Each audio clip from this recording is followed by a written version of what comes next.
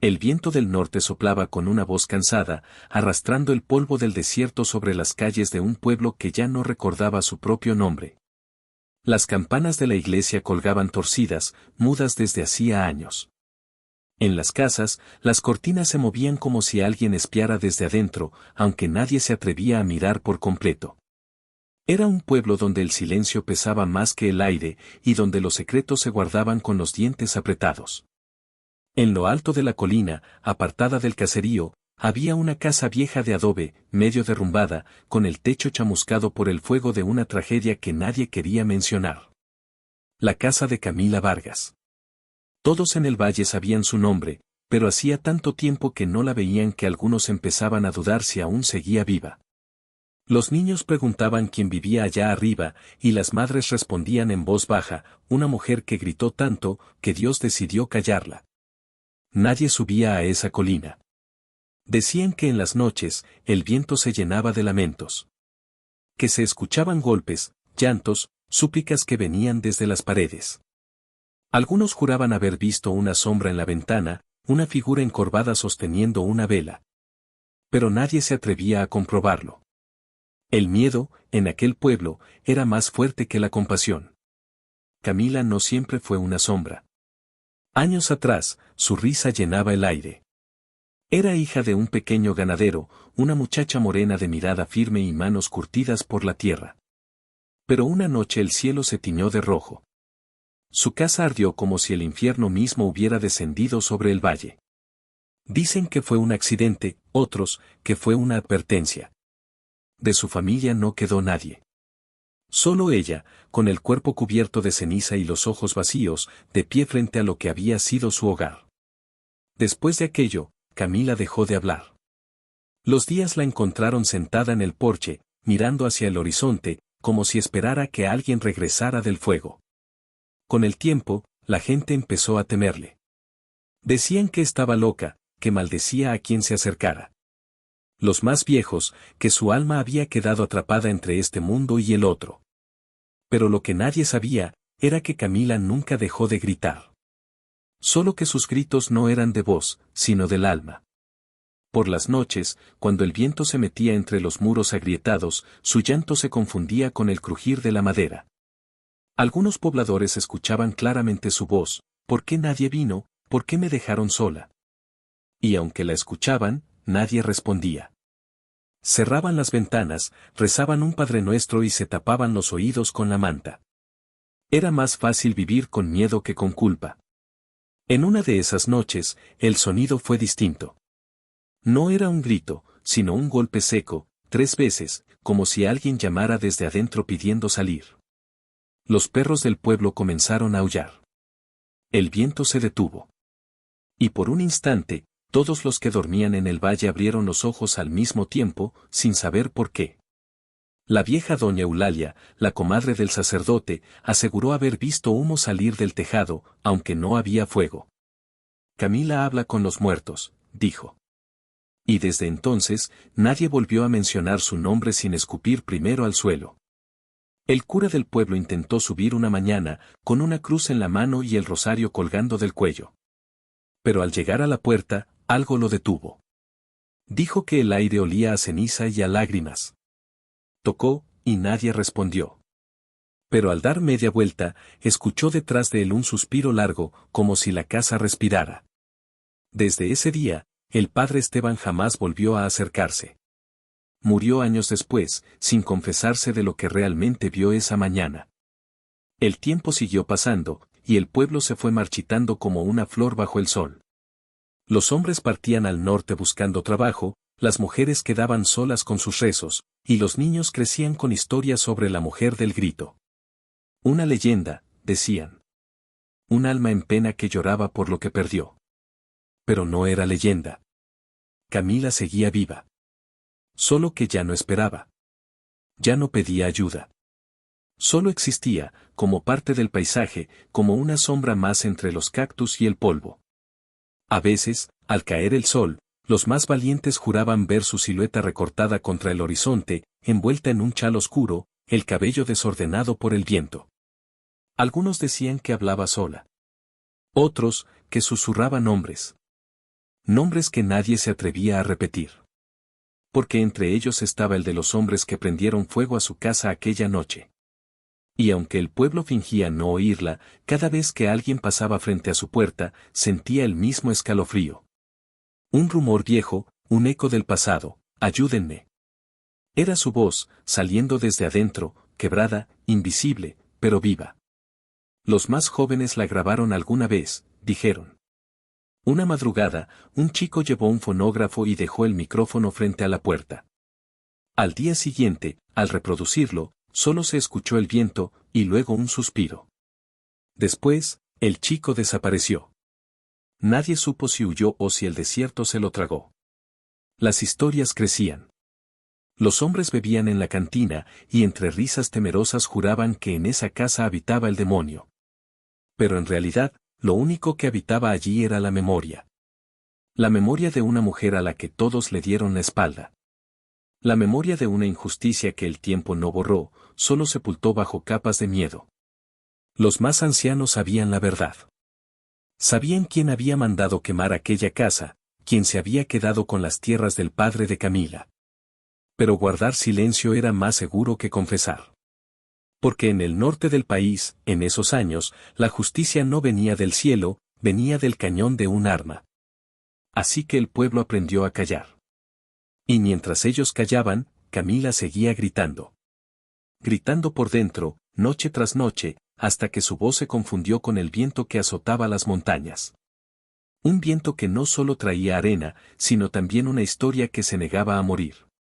Una historia que esperaba, que alguien, algún día, tocara esa puerta y la escuchara. Pero todavía no había llegado ese alguien. Por ahora, solo quedaba el eco. El eco de una mujer olvidada, y un pueblo que decidió no oírla. El sol caía a plomo sobre el camino que se extendía entre cerros secos y arbustos quebrados. El aire olía a tierra caliente, a cansancio y a promesas rotas. En la distancia, una figura avanzaba despacio, arrastrando el polvo con cada paso. Era Mateo Luján, un hombre curtido por el desierto, con la mirada fija y la sombra de una vida gastada sobre los hombros. Nadie sabía de dónde venía, pero se notaba que venía de lejos. Llevaba una chaqueta vieja de cuero, el sombrero ladeado y un silencio tan profundo que parecía más pesado que su caballo. El pueblo lo vio aparecer desde la entrada, esa donde el camino se divide entre el cementerio y la cantina. Un forastero siempre despierta curiosidad, pero también desconfianza. En ese lugar, las caras nuevas eran como el polvo del desierto, entraban sin permiso, pero pocos se quedaban. Mateo desmontó frente al abrevadero, bebió un trago de agua tibia y observó el horizonte. Parecía buscar algo que ni él mismo sabía nombrar. En la cantina, el aire era denso y el tiempo se movía lento. El cantinero, un hombre sin edad, lo observó desde el rincón mientras limpiaba un vaso con el mismo trapo de siempre. Mateo pidió un tequila y silencio. El pianito desafinado sonaba en un rincón y las conversaciones se apagaron poco a poco. Todos lo miraban con esos ojos que pesan, los ojos del pueblo que teme recordar. Fue entonces cuando Mateo escuchó el primer rumor. Un hombre viejo, medio borracho, soltó entre dientes. Cuidado con el camino del norte, forastero, allá gritan los muertos. Los demás rieron, pero sin alegría. El hombre volvió a hablar, ya sin mirar a nadie. Oh los vivos que se quedaron atrapados entre ellos. Mateo no respondió. Terminó su trago y salió, dejando el eco del vaso sobre la barra. Afuera, el sol comenzaba a hundirse en el horizonte. Las sombras del atardecer se alargaban sobre el polvo, como si el desierto quisiera tragarlo todo. Caminó hasta la iglesia, donde el padre Esteban rezaba solo frente a un altar sin velas. Busco trabajo, dijo Mateo. El sacerdote lo miró con calma, pero en sus ojos se notaba el cansancio de quien ya no espera milagros. Aquí no hay trabajo, hijo. Solo almas que no saben descansar. Mateo lo observó unos segundos, y antes de marcharse, preguntó. ¿Qué hay en esa casa del cerro? El cura bajó la mirada, se persignó y respondió apenas en un susurro. Ahí no hay nada. Solo recuerdos que matan. Pero Mateo no era hombre de creer en fantasmas. creía en hombres, en culpas, en pecados. Y algo en su instinto, en esa intuición que solo los que han visto demasiada muerte poseen, le dijo que en esa casa había algo más que silencio. Cayó la noche. Las luces del pueblo se apagaron una a una, y el viento empezó a soplar con un gemido triste. Desde la ventana de su cuarto en la posada, Mateo miraba hacia la colina. La luna se reflejaba sobre el techo quemado de la casa. Por un instante, creyó ver una sombra moverse entre las ventanas. Un destello de luz. Una figura con un candil, tal vez. El sonido llegó segundos después, un grito. Largo, seco, como si rasgara el aire. Mateo se levantó de golpe. Afuera, nadie se movía. Ni un perro ladraba. Era como si el pueblo entero fingiera dormir. Salió con paso firme, cruzó la calle empedrada y tomó el camino que subía hacia la colina. Cada paso levantaba una nube de polvo que brillaba bajo la luna. El grito volvió, más débil esta vez. No era de fantasma, era humano. El corazón le latía como en los días de guerra, esos días que juró olvidar. Recordó los cuerpos, las aldeas incendiadas, los ojos que pedían ayuda y que nadie salvó. Tal vez por eso, sin pensarlo, siguió subiendo. Tal vez porque sabía cómo suena la desesperación cuando nadie escucha. El portón de madera estaba cubierto de polvo y telarañas. Parecía no haberse abierto en años. Golpeó con fuerza. Nada. Volvió a golpear. Entonces, un sonido. Pasos lentos, arrastrados. Un clic metálico, como el de un cerrojo oxidado. La puerta se abrió apenas unos centímetros. Un ojo lo observó desde la oscuridad. ¿Quién es? Susurró una voz quebrada. Alguien que escuchó tus gritos, respondió Mateo. El silencio que siguió fue largo. Después, la puerta se cerró de golpe. El viento sopló con más fuerza, levantando el polvo a su alrededor. Mateo dio un paso atrás. No insistió. Solo se quedó ahí, mirando esa casa que parecía respirar, esperando algo que ni él mismo entendía. Regresó al pueblo al amanecer. Los hombres lo vieron entrar en la cantina y callaron.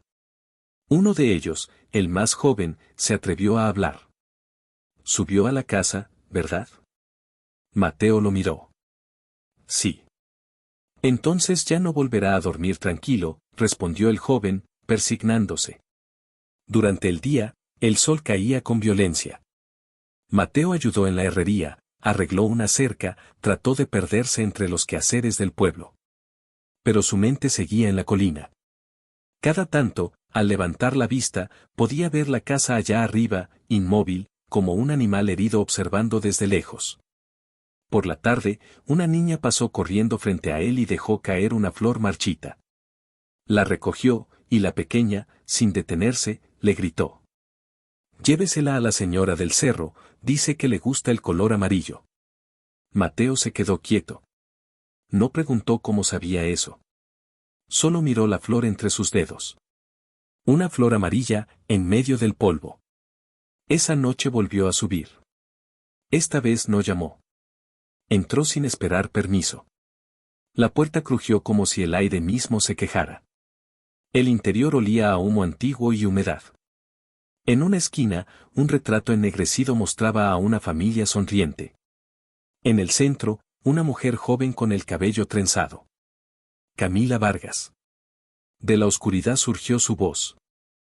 No tenía que venir. Nadie más vino, respondió él. La luz del candil iluminó por fin su rostro. Estaba demacrada, con los ojos hundidos, pero en ellos aún ardía una chispa, un brillo de vida negándose a morir. Mateo no dijo nada. Solo dejó la flor sobre la mesa. Camila la miró, y por primera vez en años, una lágrima corrió por su mejilla. El viento golpeó las ventanas con fuerza. Afuera, el desierto rugía. Dentro, dos almas rotas se reconocían sin palabras. Él la observó en silencio, comprendiendo más de lo que ella decía.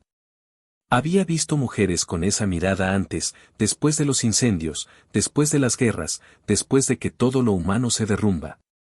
Ella se giró hacia él. Ellos me lo quitaron todo, susurró. Y en esa frase, Mateo escuchó algo más que dolor. Escuchó una historia que no terminaba. Una historia que alguien debía terminar.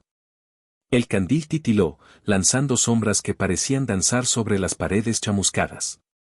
En el suelo, las huellas del pasado aún estaban frescas, invisibles, pero presentes. Mateo levantó la vista hacia la ventana abierta. Afuera, el pueblo dormía como siempre, fingiendo no oír. Él comprendió que había llegado a ese lugar por una razón. No buscaba trabajo. Buscaba redención. Y quizás, esa casa, esa mujer, era el espejo que el destino le ponía para obligarlo a mirar su propia culpa. El viento volvió a soplar, trayendo el eco lejano de las campanas. El sonido era hueco, casi triste. Mateo sabía que nada sería igual después de esa noche. Porque una vez que escuchas un grito que todos ignoran, ya no puedes volver al silencio. La madrugada se levantaba lenta sobre el valle, como si el sol dudara en asomarse a un lugar donde el dolor seguía respirando. Las nubes bajas se arrastraban sobre las montañas, y el aire olía a ceniza vieja, a algo que nunca terminó de apagarse. El pueblo despertaba en silencio, pero en la colina, en la casa de adobe marcada por el fuego, la historia comenzaba a moverse otra vez. Mateo Luján se quedó afuera un momento, observando la puerta que había cruzado la noche anterior. Todavía recordaba la voz de ella, ese tono entre cansancio y miedo, una voz que parecía venir de un sitio más profundo que la garganta. El eco de esas palabras seguía en su cabeza, mezclado con el silbido del viento. Había pasado la noche casi sin dormir, mirando desde su ventana la silueta de aquella casa como si el desierto la vigilara también. Cuando el sol comenzó a caer sobre el valle, decidió regresar. Subió la colina despacio, con paso firme, dejando que el polvo cubriera sus botas. En el camino, una bandada de cuervos pasó sobre su cabeza, y uno se posó en el alambre, observándolo. Mateo lo miró sin detenerse. Había aprendido, en los años de guerra, que el desierto siempre mira antes de hablar. La puerta estaba entreabierta. El viento la hacía golpear suavemente contra el marco, un sonido hueco que se mezclaba con el crujir del techo. Mateo entró sin llamar. Dentro, la luz se filtraba por las rendijas, dejando rayas doradas sobre el suelo cubierto de polvo. Todo olía a tiempo detenido. Camila estaba sentada frente a una mesa, con una vela encendida y una caja de madera abierta frente a ella. Dentro había cartas quemadas, fotografías medio rotas y una medalla oxidada. No levantó la vista cuando él entró. Pensé que no volverías, dijo con voz baja. A veces uno no puede irse, respondió Mateo. Ella lo miró entonces. Sus ojos, aunque cansados, tenían esa claridad que solo se consigue después de haber llorado demasiado. No deberías estar aquí. Esta casa trae desgracia. He vivido entre peores, contestó él. Camila soltó una risa breve, seca, como si le costara recordar cómo se hacía. Luego, guardó la caja y se quedó en silencio. ¿Por qué volviste?, preguntó después. Mateo no respondió. Se acercó a la mesa, tomó la medalla que había dentro y la miró de cerca. Era una cruz sencilla, de hierro gastado. En el reverso, apenas se leía una palabra: esperanza.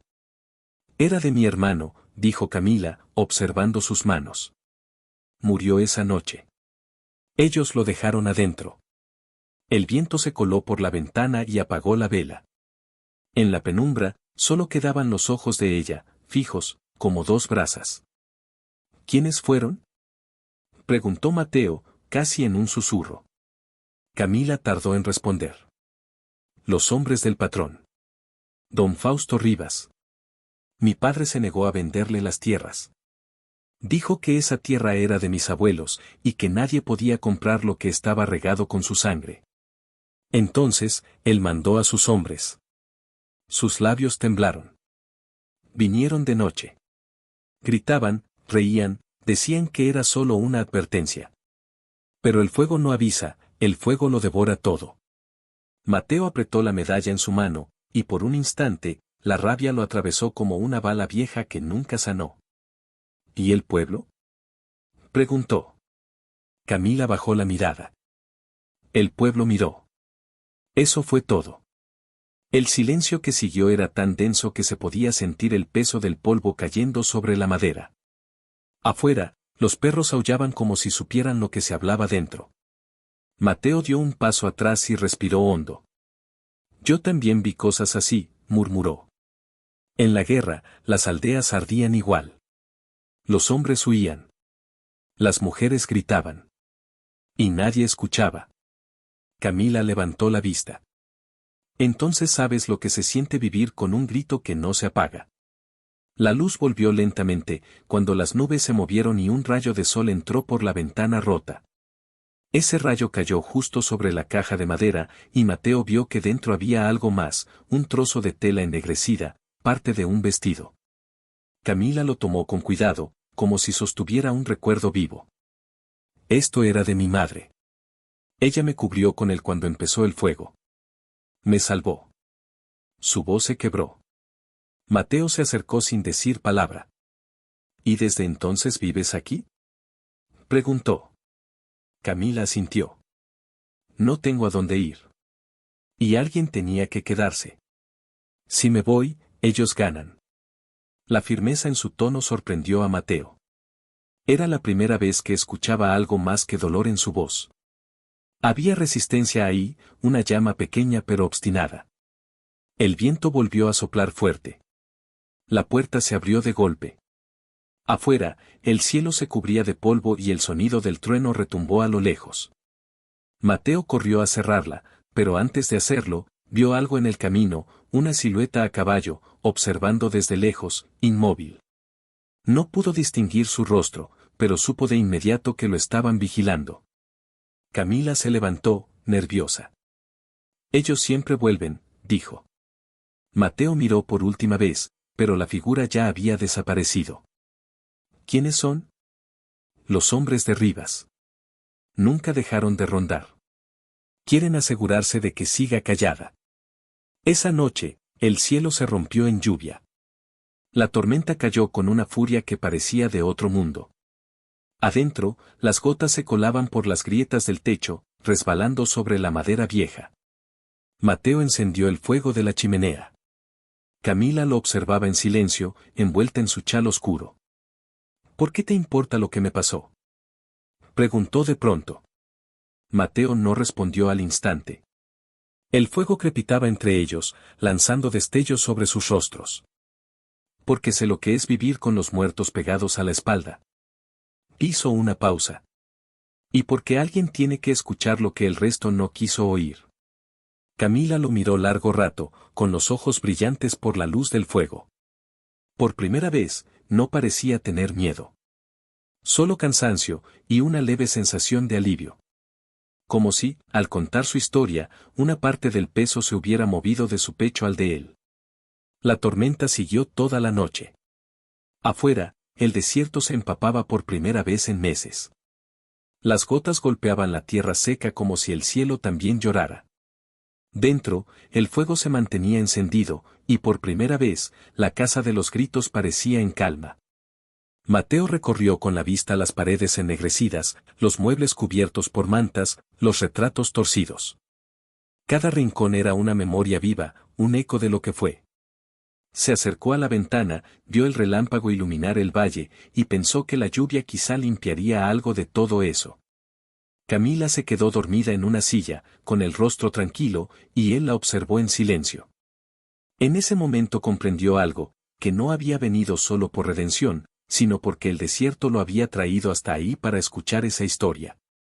Para devolverle la voz a quien todos habían condenado al silencio. Cuando el amanecer despuntó entre las montañas, el viento ya no traía lamentos, sino un rumor distinto, más sereno. El fuego seguía encendido, y la casa olía a lluvia y a leña húmeda. Mateo salió al porche, respiró profundo y miró el horizonte. El sol asomaba entre nubes, y el valle parecía otro. Pero él sabía que la calma no duraría. Porque en lugares como ese, el pasado nunca se queda dormido. Solo espera a que alguien lo despierte. El viento del norte soplaba con un silbido extraño aquella tarde, como si arrastrara secretos antiguos. En el pueblo, nadie quería hablar del pasado, pero todos lo llevaban pegado en la piel, como el polvo que nunca se quita. Para los de México y España, que conocen lo que es vivir con la culpa entre las sombras, esta historia toca esa fibra que duele y quema, la de un pueblo que calla porque el miedo pesa más que la verdad. El sol descendía, tiñendo las montañas de cobre y sangre. En el horizonte, Mateo caminaba con paso firme, la mirada fija, la chaqueta empolvada, y el alma cargada con algo que ni él podía explicar. Había escuchado los susurros, los nombres, las medias verdades. Sabía que detrás de todo ese silencio se escondía una sola figura, don Fausto Rivas, el hombre que todos respetaban de día y temían de noche. Mateo sabía que debía enfrentarlo. Desde que tocó la puerta de Camila y vio en sus ojos el fuego apagado por el miedo, comprendió que no era un asunto de caridad o redención, sino de justicia.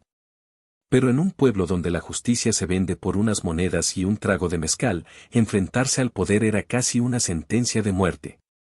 Aún así, Mateo siguió caminando por la calle principal, donde los pocos hombres que quedaban lo miraban sin saludar, bajando la vista. Nadie lo detuvo. Nadie se atrevió. En las cantinas, el rumor crecía como pólvora, el forastero va a ver al patrón. Algunos rezaron, otros apostaron a que no saldría vivo. El rancho de don Fausto se levantaba al final del valle, imponente, con muros altos y una entrada de hierro forjado. El aire olía a tierra quemada, como si el pasado aún ardiera allí. Mateo se detuvo frente a la puerta, recordó los gritos que escuchó aquella primera noche, los ojos de Camila, y la promesa que hizo sin decir una palabra, que nadie más viviría con miedo. Empujó la puerta. Dentro, el sonido de las esporas resonó entre el eco del patio vacío. Los caballos relinchaban, inquietos. Don Fausto lo esperaba, sentado en una silla de madera, con un cigarro entre los labios y esa sonrisa seca de quien se sabe dueño de todo lo que pisa. Así que tú eres el soldadito que anda husmeando donde no debe, dijo Fausto, exhalando el humo despacio. Mateo no respondió. Solo avanzó hasta quedar frente a él, dejando que el silencio pesara más que las palabras. No busco problemas, dijo al fin, solo respuestas. El patrón soltó una carcajada ronca. Respuestas, en este valle no se preguntan cosas, se obedecen. El aire se tensó. Un par de hombres armados se acercaron, pero Fausto levantó la mano. Déjenlo. Quiero ver hasta dónde llega su valentía. Mateo lo miró directo, sin titubear. Quemó su casa, mató a su familia, y la dejó gritar sola durante años. Fausto sonrió. Yo no quemé nada. El fuego lo encendió el destino. Y si el destino quiso que esa mujer sufriera, ¿quién soy yo para ir contra él? Las palabras cayeron como piedras. Mateo apretó los puños. No fue el destino. Fue usted. Y este pueblo cayó por miedo. El patrón se levantó despacio, tomó un sorbo de su copa y se acercó. El miedo mantiene el orden, muchacho. Sin miedo, la gente se vuelve peligrosa. Esa mujer gritó porque no entendía su lugar. Mateo, con la voz baja pero firme, respondió, y yo toqué su puerta porque ya es hora de que alguien la escuche. Hubo un silencio tan profundo que se escuchó el crujir del suelo bajo sus botas. Entonces Fausto sonrió, y sin apartar la vista, llevó la mano a su cinturón. El sonido metálico del revólver cortó el aire. Mateo también desenfundó. Dos hombres frente a frente, uno que representaba el poder podrido del silencio, y otro, la culpa redimida que se niega a seguir callando. Nadie respiró. Un trueno seco rompió el momento. El disparo resonó entre las paredes del rancho, y los cuervos salieron volando del tejado. El tiempo pareció detenerse. Fausto cayó de rodillas, con la sorpresa clavada en los ojos. El polvo se levantó, y el eco del disparo se mezcló con el llanto lejano del viento. Mateo bajó el arma, sin satisfacción, sin alivio. No había victoria en lo que acababa de hacer, solo una deuda saldada. Caminó hacia la salida mientras los hombres de Fausto lo miraban, inmóviles, sin saber si vengarse o agradecerle en silencio. Nadie se movió. Nadie habló. Al llegar al portón, vio el cielo encenderse en tonos rojos. El viento soplaba fuerte, trayendo consigo el aroma del desierto y algo más, la sensación de que algo se había roto, de que el miedo ya no mandaba. Mateo montó su caballo y cabalgó hacia el pueblo. Al pasar por la cantina, los hombres lo observaron desde las sombras. Algunos bajaron la cabeza, otros, por primera vez, lo miraron de frente. El silencio ya no pesaba igual. Esa noche, el pueblo no durmió. Las puertas se cerraron, pero no por miedo, sino por respeto. Algunos decían que vieron una luz encenderse en la casa de Camila, y que por primera vez en años, no se escucharon gritos, sino un murmullo leve, como si el viento contara una historia distinta. Mateo no volvió al rancho. Sabía que en ese duelo no había ganado nada, solo había devuelto una voz que nunca debió ser callada. Mientras las horas pasaban, la noticia se extendió por el valle: Don Fausto está muerto. Y con esa frase, algo cambió. La gente empezó a hablar, a recordar, a confesar.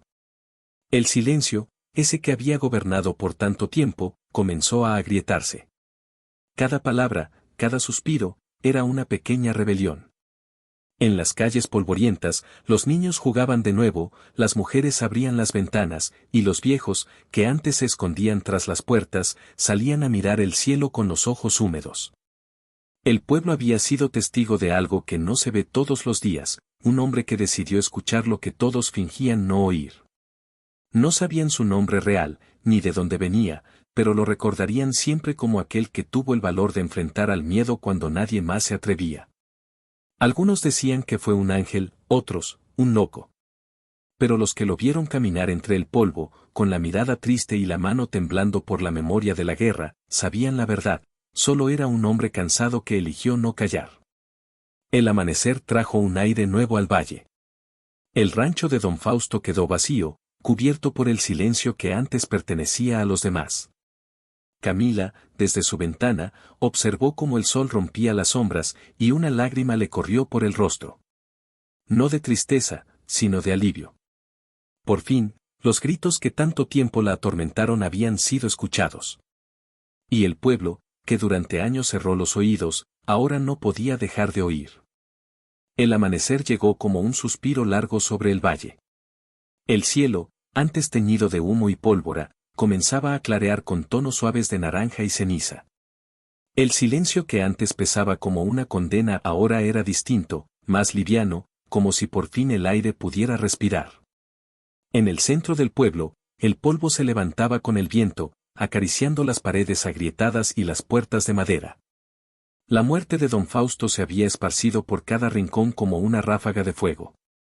Todos sabían, todos murmuraban, pero nadie pronunciaba su nombre en voz alta. Era como si mencionar al viejo cacique fuera a invocar un fantasma que ya no tenía poder. Camila abrió la puerta de su casa. La luz entró lentamente, empujando las sombras que durante años se habían aferrado a sus paredes. El sonido de los pájaros regresaba, tímido, como si el valle apenas recordara cómo era vivir sin miedo. Caminó hacia afuera, con el rostro bañado en sol, y por primera vez en mucho tiempo, no le temblaron las manos. Se detuvo frente al horizonte, allí donde el desierto parecía infinito, y respiró profundo. Aquella tierra, la misma que había visto arder y que la había hecho gritar en la oscuridad, seguía en pie, esperándola. Los vecinos la miraban desde lejos. Algunos no se atrevían a acercarse, otros, los más viejos, bajaban la cabeza con vergüenza. Sabían que todos habían sido parte de su condena. El silencio, ese que los mantuvo a salvo, había sido también su pecado. Pero Camila no los miraba con rencor. No había espacio en ella para el odio, solo para la certeza amarga de que sobrevivir ya era suficiente venganza. En su pecho ardía algo nuevo, algo que ni el fuego ni los años pudieron extinguir: la dignidad. En la plaza, los niños corrían descalzos, riendo. Las mujeres volvían a abrir los puestos de comida, y los hombres, todavía incrédulos, bebían despacio, como si temieran que la paz fuera solo un sueño breve. En medio de todo, un caballo negro cruzó la calle levantando una nube de polvo dorado. Era el caballo de Mateo. El forastero seguía allí, aunque nadie sabía por cuánto tiempo. Se detuvo frente a la iglesia, desmontó y se quitó el sombrero. Miró hacia el cielo, como buscando algo entre las nubes. Sus ojos tenían la misma tristeza de siempre, pero también un brillo distinto, casi imperceptible, como si hubiera encontrado una respuesta que no necesitaba palabras. Camila lo vio desde lejos. Caminó hacia el despacio, el corazón latiendo con la misma fuerza con que latía el sol sobre la tierra. Cuando estuvo cerca, ninguno de los dos dijo nada. No hacía falta. Entre ellos había un silencio distinto, uno que no dolía. Mateo bajó la mirada, y en un gesto casi torpe, extendió la mano. Camila la tomó. No como quien busca consuelo, sino como quien comparte una verdad. Ambos habían sido prisioneros del pasado, y en ese instante, por fin lo soltaban. El viento sopló con fuerza, moviendo el vestido oscuro de Camila y el polvo que cubría la ropa de Mateo.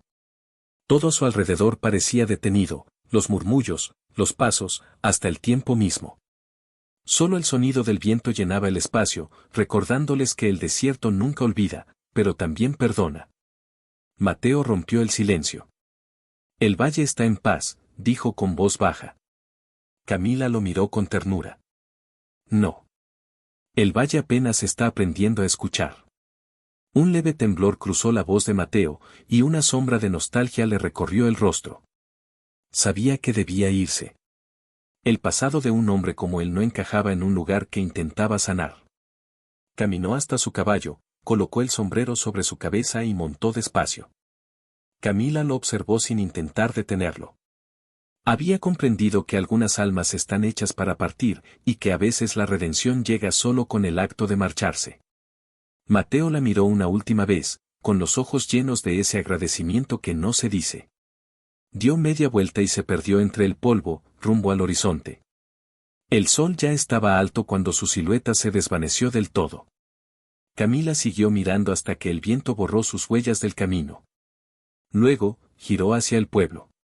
Los rostros la esperaban, llenos de una mezcla de culpa y esperanza. Dio un paso, luego otro.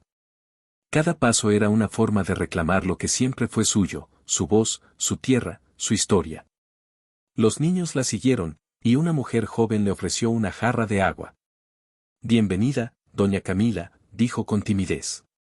Ella sonrió apenas, sin palabras, pero su mirada lo dijo todo. Esa tarde, el pueblo entero se reunió frente a la casa que alguna vez fue su prisión. Entre todos, repararon las paredes, limpiaron los escombros y levantaron de nuevo el tejado. No por compasión, sino por deuda. La casa de Camila ya no era un lugar maldito, sino el símbolo de lo que el silencio había destruido y la verdad reconstruía. Cuando cayó la noche, una lámpara encendida en su ventana iluminó la calle.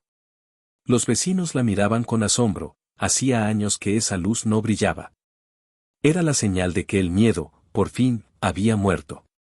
En la distancia, un trueno retumbó en las montañas. La lluvia comenzó a caer, lenta al principio, luego con fuerza, como si el cielo entero quisiera lavar los pecados del valle.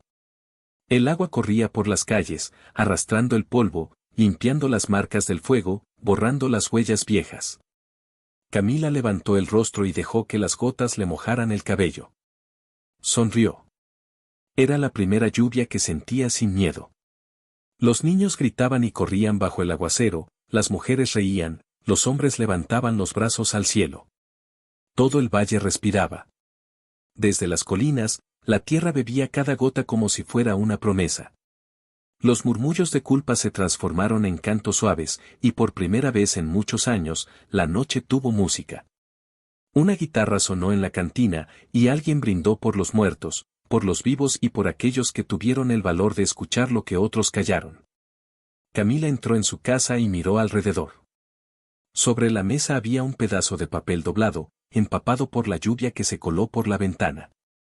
Lo tomó con cuidado. Reconoció la letra. Era de Mateo.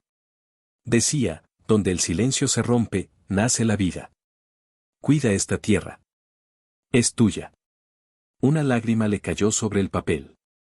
No de tristeza, sino de paz. Lo guardó en el bolsillo y encendió el fuego en la chimenea. La llama crepitó suave, reflejándose en sus ojos. Por un instante, pareció que el pasado se desvanecía con el humo, dejando solo el presente. Afuera, la lluvia seguía cayendo, y el pueblo entero dormía por fin sin miedo. En el valle, el eco del viento sonaba distinto. Ya no llevaba gritos ni súplicas, sino una melodía leve, como una oración. Y dicen los viejos del lugar que, cuando el viento sopla entre las montañas, aún se escucha el golpe suave de unos nudillos en una puerta, recordando la noche en que alguien finalmente tuvo el valor de escuchar. Porque a veces, en los pueblos que olvidan, basta una sola voz para despertar a todas las demás.